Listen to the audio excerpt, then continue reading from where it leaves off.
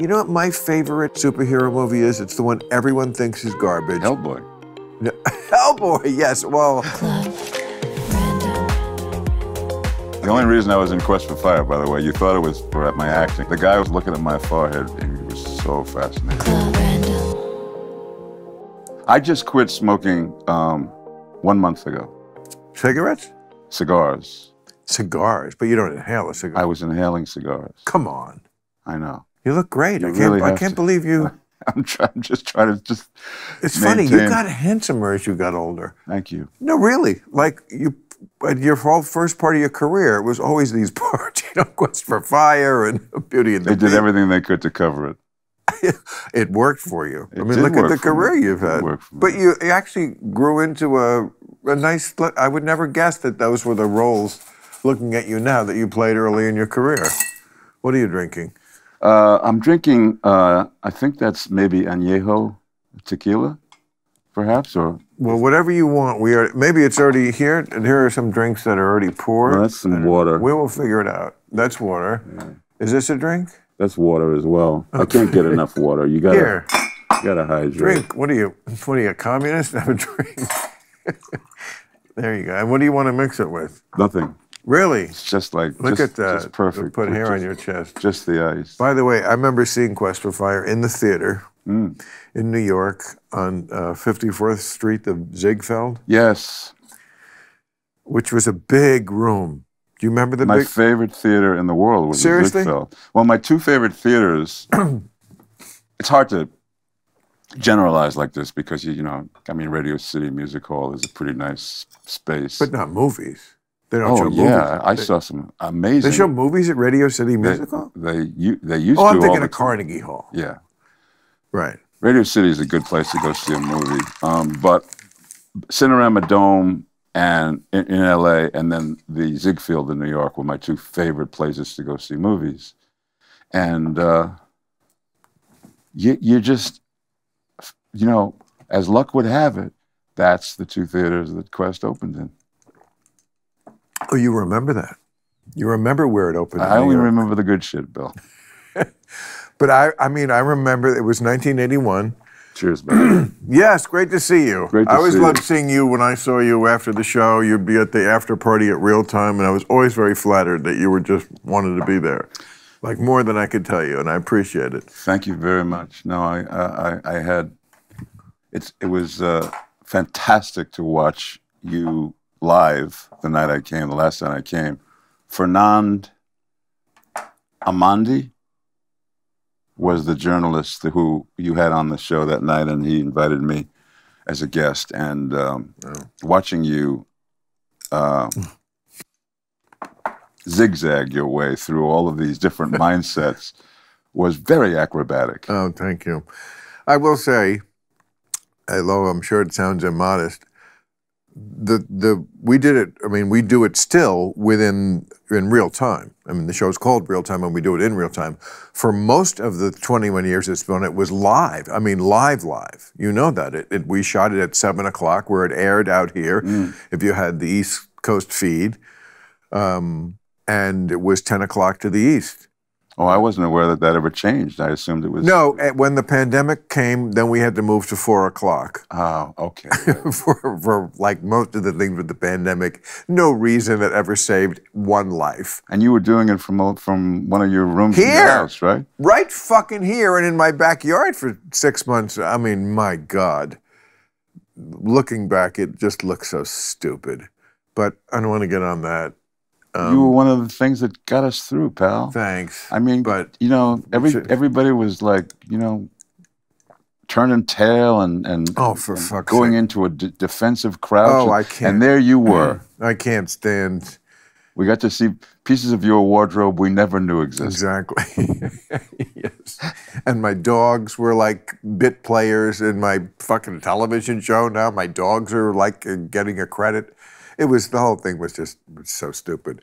Anyway, I do remember so vividly seeing that movie in that theater. I also saw Gandhi there when it opened.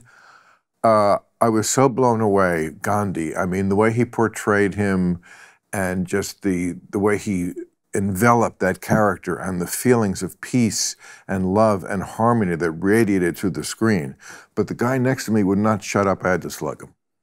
Did you? No, I'm just kidding. Is it a left or a right? No, but I saw Quest for Fire there, and it was such.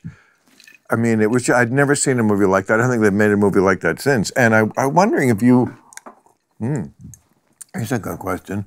Do you keep up with? Like, I'm super fascinated with prehistory.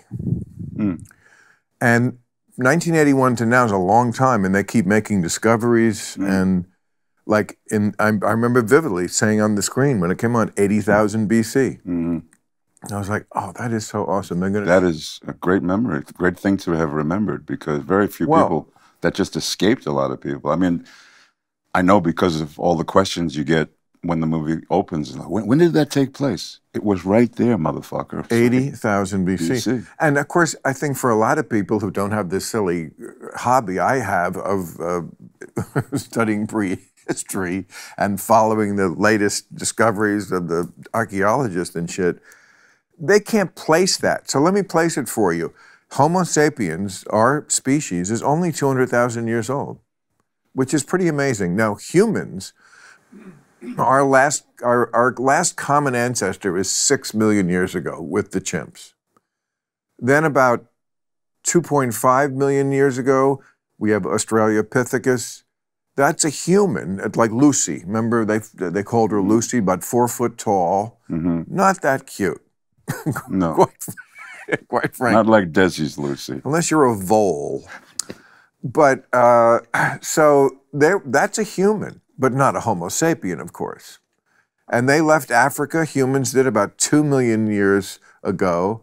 But it wasn't until, now they say fire was discovered in 300,000 BC. So before Homo sapiens. And the connection Yuval Harari makes in his book is that that's not coincidence. When they came up with fire, they could cook food which had formerly been filled with so many bacteria and parasites that the intestines had to be enormous. But cooking it allowed the intestines to shrink and the energy went up to the brain. And that's why our brains got bigger. Oh, wow. Not that you'd know it by this campaign. But so that's where I place you now.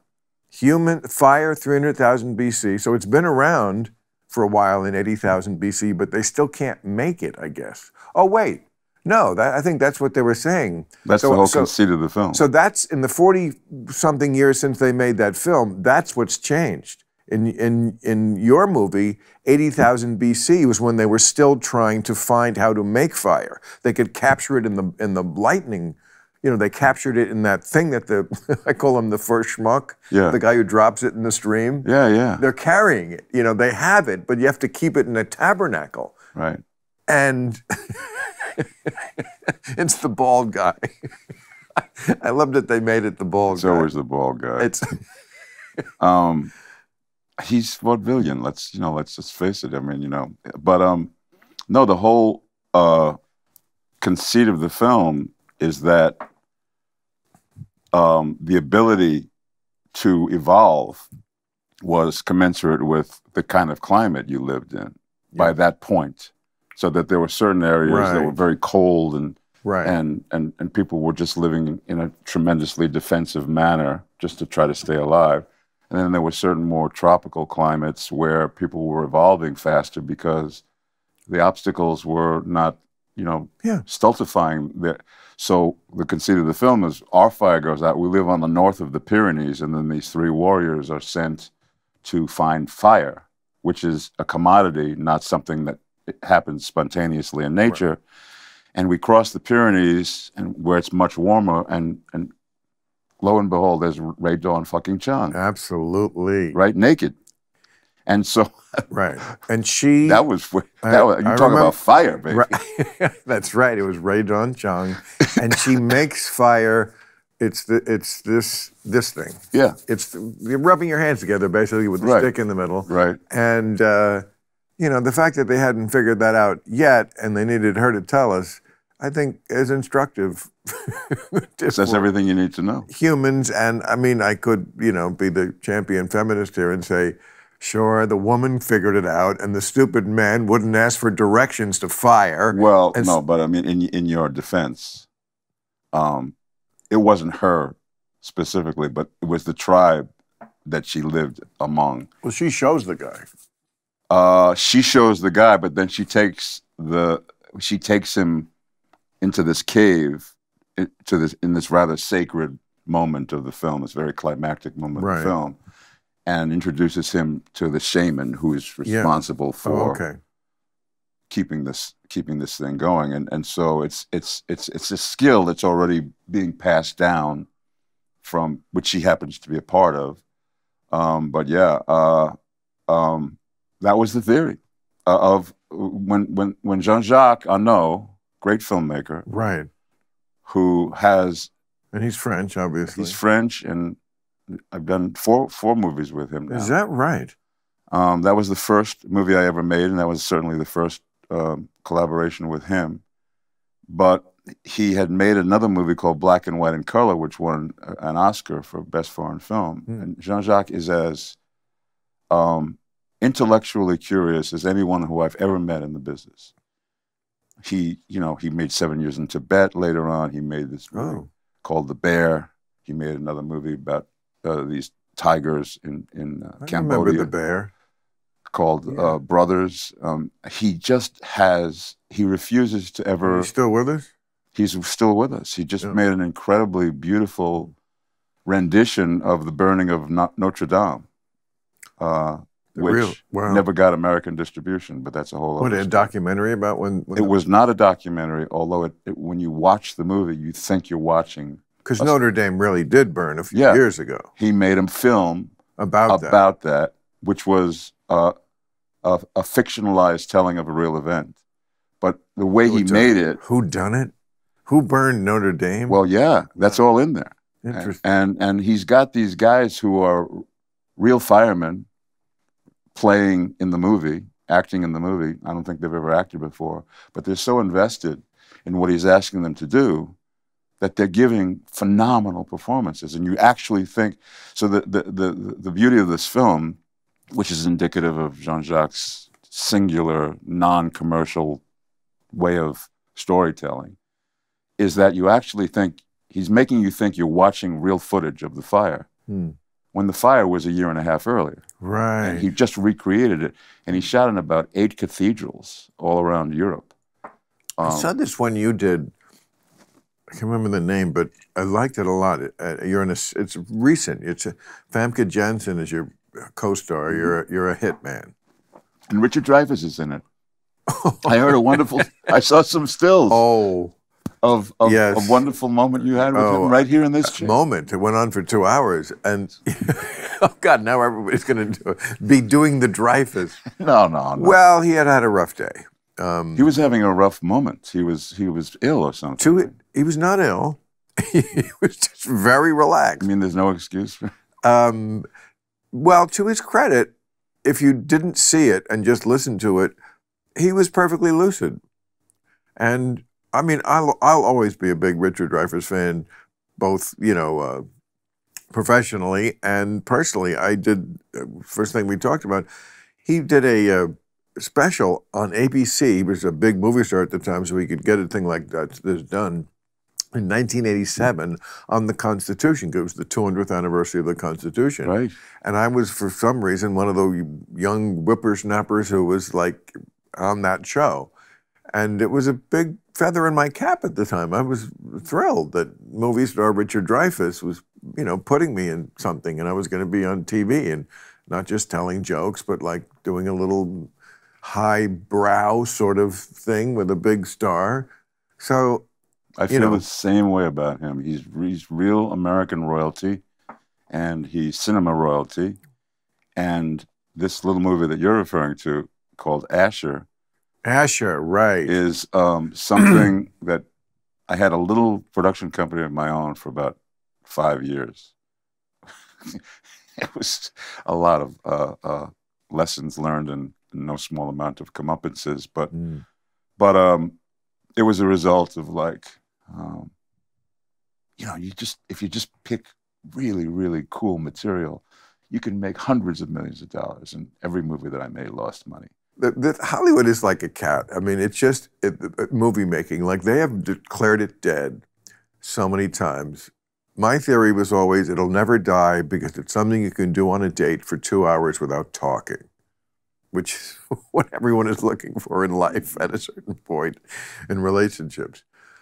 I remember when, I don't remember when, I wasn't born yet, but I've seen the footage of when, like, CinemaScope or when TV came in, like in the early 50s, they thought it was over for movies.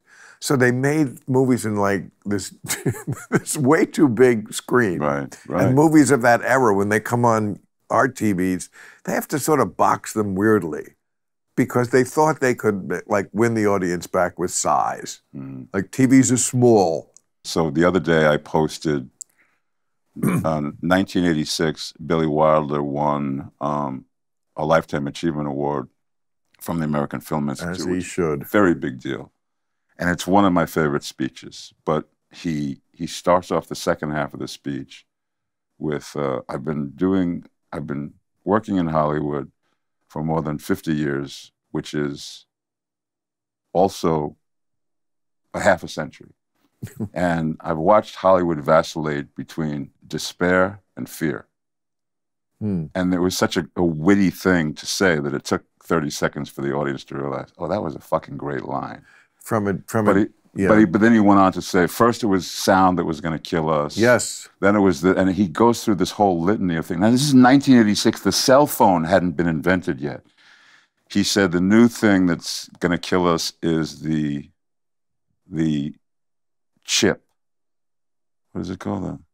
The microchip? The microchip. He said, whereby you won't need theaters anymore. You won't need studios anymore. You'll be able to, a satellite will take an image and spread it over 5 million screens. And then he goes on to explain AI. And this is 1986, and he lays it all out. Really? Oh, I got to see this. Can you YouTube this? Yeah, you must. And I'll shoot it to you. Shoot it to me. But shoot it, me, baby. All you do is Google, Billy Wilder's acceptance speech in AFI.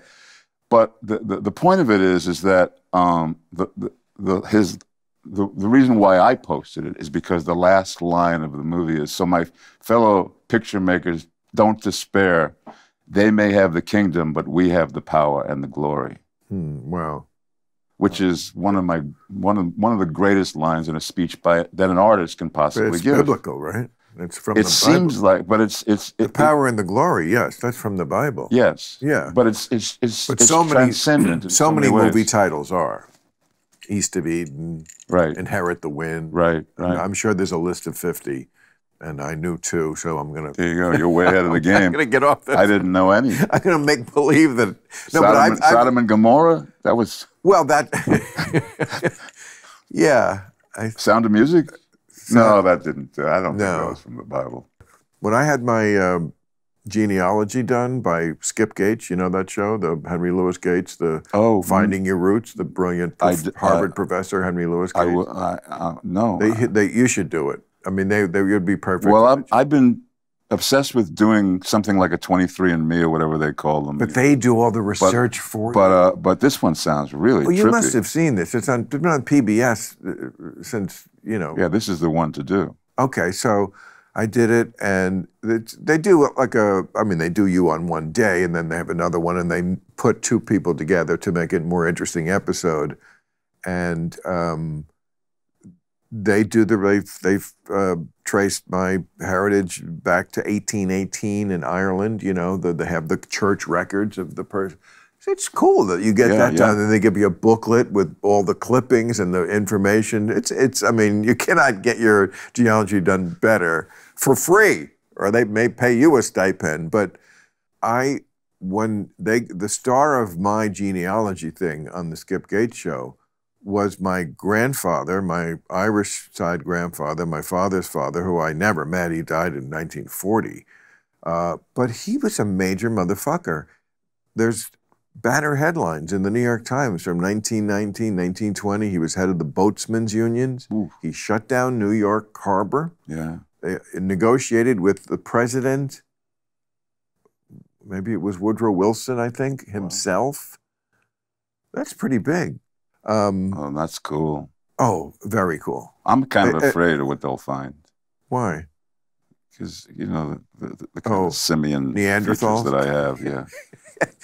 But that's... The only reason I was in Quest for Fire, by the way, you thought it was for my acting, but no. Well, your acting was great, too. But the guy was looking at my forehead, and he was so fascinated. But that's what I'm saying. It's funny, at your age now, that's all gone. I know what you mean. I mean, we all noticed that. I'm a different kind of animal. You are a different kind of animal. Yes, a Neanderthal.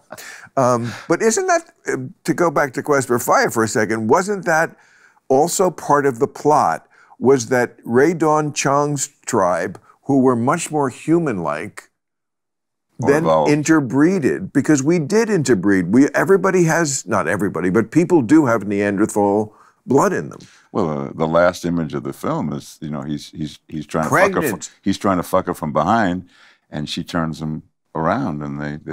That's not the last frame of the film. I remember. I turned it off after that. That's all I need. Okay, I can't watch my movies either. Like there are cannibal women in the avocado jungle of death. I love that 1988. film. I know all the dialogue. But no, the last shot. Excuse me. It's not the last shot. The last shot is she is pregnant. Yeah, she's pregnant. Looking at the moon. He's sitting. She's sitting against his chest. Yeah. And they're looking at the moon and. Yeah.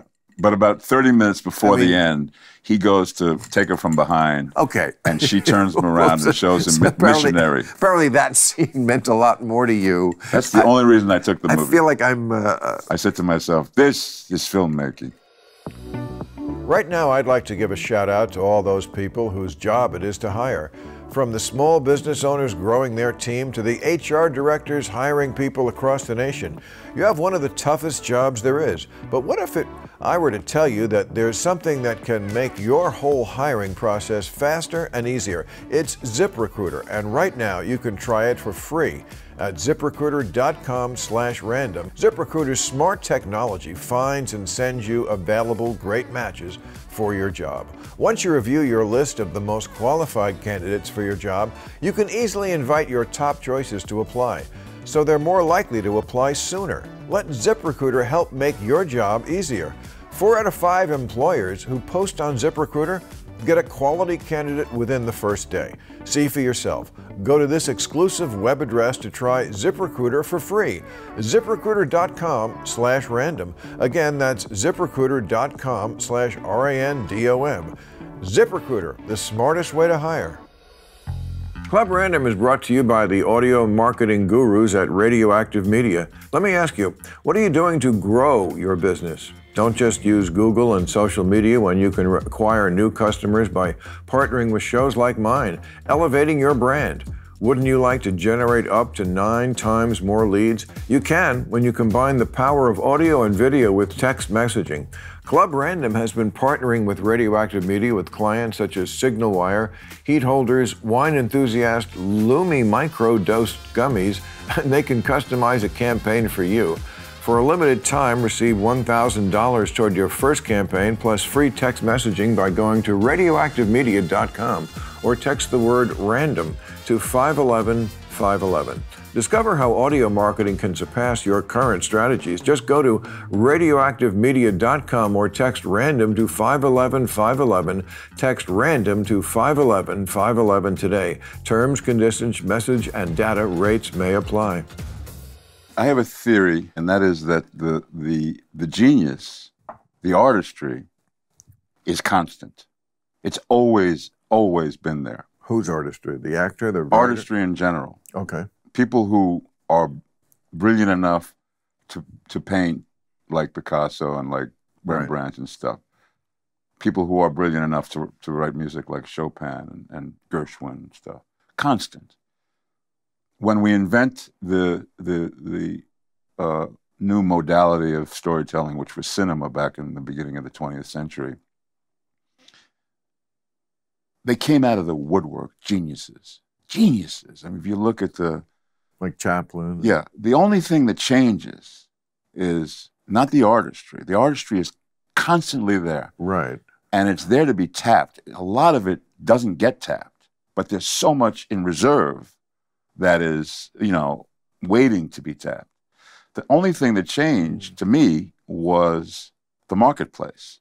So before there was cinema, you had playwriting that was mind-blowingly exquisite, and literature, you know, fiction writing, you know, the great, you know, the Hemingways and the Fitzgeralds and the Faulkners. Novelists, yeah. And then movies come along, and you see those same guys writing for films. Some of them, yes. And then the studios started to falter in the 50s, and it was really hard to make a living as one of those guys. Right. So they started to move over to alternative sources of revenue. Sure. They went where the money was. So they went to television. Now, the reason why they're calling this the golden era of television is because little by little, the movie-going experience got fucked up, really fucked up, little by little. You're talking about superhero movies and sequels and yeah, because I mean it's interesting. I'm talking about the difference between an amusement park and a movie theater was almost unrecognizable. Right. That's great. Yes. That's a perfect but way these to put it. geniuses, these great writers, still had phenomenal stories to tell. They would have been writing them if it was the 70s and you had Brian De Palma and Marty Scorsese and those dudes, motherfuckers, you know, doing their thing. They would have been writing for cinema because that's where the money was. But the money was no longer in cinema, so where did they go? And this is how you get FX becomes, you know, a cable station and a mind-blowing content. And all these cable stations start exploding to give these writers a place to go where they can write original mind-blowing shit, but also make a living. Right. Like make a living. Raise their kids, put them through school. Are you of the school that you hear all the time that the 70s was kind of like the peak of movie, like the movies of the 70s? Lots of people are always, maybe it's just something to say at a cocktail party, you know, like, but I think there's great movies in every decade, of course, just like there's great music. But there is something about the 70s. Like I was watching 3 Days of the Condor recently. What a fucking movie. Right. I mean, so fucking good. So fucking good. And they knew how to make something that was at once entertaining, but also serious. It had adult themes and it was about a real thing. But it wasn't just a downer, which is, you know, it wasn't like, oh, homeless lady shits in a bucket movie, which is like a lot of what they put out now. But we did a whole thing on it one night that they should call the Oscars the Downers or the Debbies for Debbie Downer. And now here's your MC, the sad emoji, because they just seem to change the raison d'etre from we want you to enjoy yourselves and be entertained and think sometimes to we want you to see how worthy we are. We want you to see, and this is my thing about, you know, once it gets to that place of lecturing, then you're leaving the realm of art. Yeah. Now you're in the realm of polemics, which has a place, but it's not what art does. I mean, my feeling is that the golden age of cinema was the 30s and 40s. And then the 70s was a tremendously kind of atypical, phenomenal period because you still had an infrastructure that would support the emergence of great new storytellers, like Scorsese, like De Palma, like Coppola, like all the guys that came up in the 70s, like the guy who did 5 Easy Pieces, you know. Jack Nicholson, yeah. Yeah, no, but No, I know. Hal Ashby? Well, Hal Ashby is one of them. I'll think of his name. But it was just one guy after another, but we still had an environment that would support them commercially. People were still going to the theater enough to justify giving $15 million. But again, because they knew they could walk and chew gum at the same time. Spielberg, you know, I mean. But every era has shit and greatness. Every era has mostly shit. Most of everything is shit. Most music is shit. Most books are shit. Most movies are shit. Most TV is shit. Life is mostly shit. You know, I mean, you said there's all these geniuses. Can I get some more to drink, because this is, Yeah. Oh, I really need this what, conversation. Is like, am I depressing you? no, not at all. I'm just joking. But I did go through that tequila quite quickly, and I'm using my hand. Is that all right? Please do.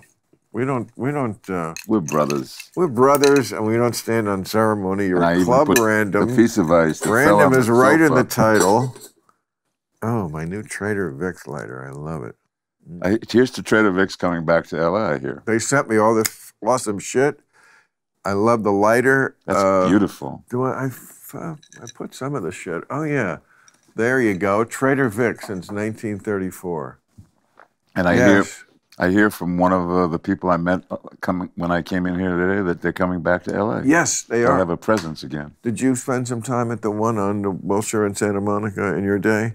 Well, when I first got here in the mid-'80s, we all did. It was one of my first stops, because right. It's like, you know, it's like 77 Sunset Strip. Right. It's one of those places, you know, you just got to hit. But also because you could get so drunk.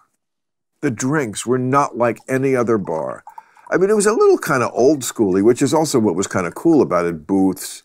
I mean, trust me, in the 80s, that was like a go-to to get laid kind of place. Because like one of those drinks, and you were both on your ass. We were always doing a Richard Dreyfuss in those booths. We were always sliding around in the slush because they would bring out a fucking human skull. It looked like it was that big. Mm-hmm. Ceramic, beautiful ceramics. Mm-hmm. But it was a bowl of liquor. It was a bowl of like 8 different kinds of liquor. And of course, the sugar amount that we took must have been just enough to make many diabetics. But, you know, you didn't do it all that often. But between the fruity stuff that they put in to mask the multiple liquors in there and the liquor itself, but yeah, and big long straws, and you would just be under the table after, you know, one, and if you had 2 of them. So, unfortunately, those days in my life are long gone. Oh, I can't drink like that. Can you still? No, I can't. I never could. I never could drink like that. But I can drink a little, not every night. But that's otherwise, you wind up looking like Ted Kennedy. Yeah. Jesus Christ. I'm going through. Yeah, the thing about aging. I'm like north of 70 now, so right. That's as good as you can do. But it's very, very hard when you are confronted, not confronted, but smacked in the face with the fact that you can't do the things that were so de rigueur, that were so like, this is what we're doing tonight. We're going to go out. We're going to hit 5 or 6 places. Exactly. And, you know, and then you get to the point where you say to your, you know, you go to see your doctor and go, I have this lower intestinal discomfort.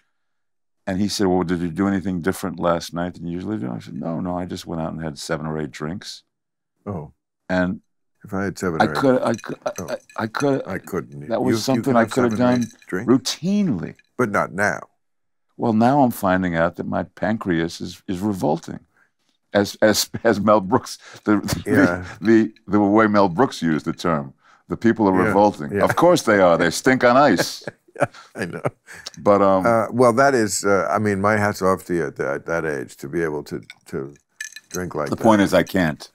But for you, Bill, I'm making an exception. Look, it's amazing because, like, whatever the trade-off was when when Jesus was making you in heaven, like it was worth it because, like, here you are at 73.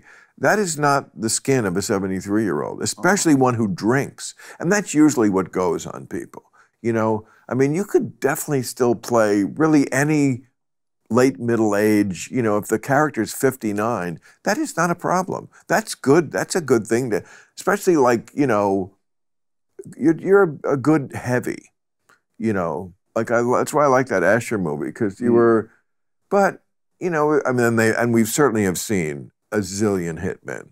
I mean, talk about Hollywood and their lack of imagination. Like, can't they think of another way to say that a guy's morals are compromised? I mean, really, you could put a longer list than the names of the movies that come from the Bible to the list of people. What is it? What are we fascinated about, though? We really like people who take matters into their own hands. That's interesting. I think that that's the fascination. I think that that's why we like The Godfather so much and all the gangster movies so much, and the Cagneys and the Bogarts, if you want to go all the way back to the origin story. We just like vigilantes. But they weren't. But now, look at what Death Wish did. No, this is, yes, vigilante. Okay, but that's a different category than assassin, hitman. There's been many. I mean, Stallone has played it. I could name a lot of people, if we put our minds to it right now, who have played some version of a hitman. Remember the one, the French guy with, I think Natalie Portman is the kid in it. Yeah, Jean Reno. He's terrific. And it's always, you know, I am a hitman, but I have a code. But I have a heart of gold. Not a heart of gold necessarily, but they definitely have a code. No women and children, and also hermaphrodites. I will not kill I have a code. You know, whatever it is, and they. But I thought you guys brought whatever it was. It was moody and cool. So you know, the fact that that's what it was, I guess that had to be the spine of the project. But well, the tightrope walk. If you're going to immerse yourself in a hitman movie, then you have to. You've already signed on to, like, okay, I'm gonna walk a fine line here, and if I go to the left too much or the right too much, I fall and I kill myself. Right.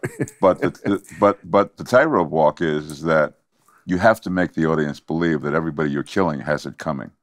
Right. The world is better off with them dead. Well, yes. That's where this thing comes in about, this instant sort of justice that we're all longing for. Right. I think we're all longing. Well, definitely that. Then there's an interesting way we see the psyche of America change by how we look at movies with villains who, in the past, did not have to die. I'll give you an example. In the original Cape Fear. I love that movie. The original? Yeah. And the Scorsese. Scorsese was good, but the original was phenomenal. It's 1960, I think, the original. Yeah, probably, yeah. In 1960, he doesn't die at the end, the bad guy, the psycho, because in 1960, people still had faith in the justice system. So it was, if a guy was saying to the bad guy, well, that's it. You'll be going away for a very long time, and you will get your just comeuppance in this just country of ours, and that's just what I have to say to you. It was all good. But by the time you got to 1992 or whatever that was, the person has to die. The person always has to die. We do not trust the justice system. If there's an evil seed, I was watching the Jennifer Lopez movie called The Boy Next Door, where she fucks she's like this hot, 45-year-old woman, and that's a stretch. She fucks a teenager next door, He looks like he's 35, and he's playing 18, and he talks like someone who's 40. I mean, it's hysterical. But she, in a moment of weakness one night, fucks the boy next door, and then he's sprung on her, and he becomes a psycho, and he's going to ruin her life, and he tries. We've seen this pattern in many movies. It's amusing. And at the end, of course, he has to die. She has to kill him. He can't just keep being a psycho and we trust that the system will take care of you and because he has it coming. Well, he definitely has it coming. He had her coming that first night, and that's where all the trouble started. Short-lived. That's where the trouble started. Unsustainable, as they say. She gave into it that one night. In the Republican Party. I think a better movie would have been if she just went with it. When she was like, oh, that was a sequel. This is good dick. And he's next door. Right. But the problem is he had befriended her teenage son as a kind of a oh my God, no. mentor. Bad move. Bad. That's hitting below the belt. You well, really have it coming when you use the teenage son to get a little. You want to put J-Lo in a messy situation. And I saw another one she just did called Mother. It's fantastic. Did you see that on Netflix? That's brand new, right? It's pretty new. Yeah, Yeah, I haven't seen that one Really yet, good. but I read amazing things about it. Yeah, she's like up in Alaska, and again, I think she's a hitman or some shit. Yeah, and that's Definitely doing some badass stuff in the snow. Can I get back to something that Please do. we Please kind do, of, Ron. Yeah, you hydrate a little bit there because I feel as though we were onto something a minute ago where we talked about how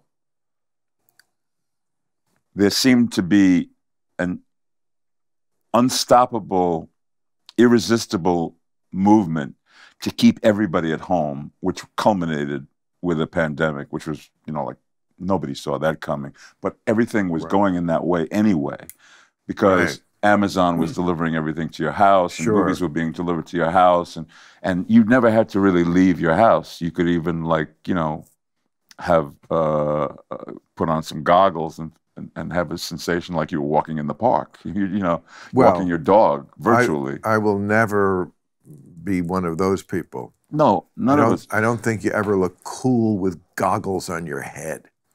But what I was saying is that it seemed as though when all of this was proliferating, that this was the new normal, that this was going to be the way it was. People were going to be consigned to doing everything at home, and there would be no more communal office.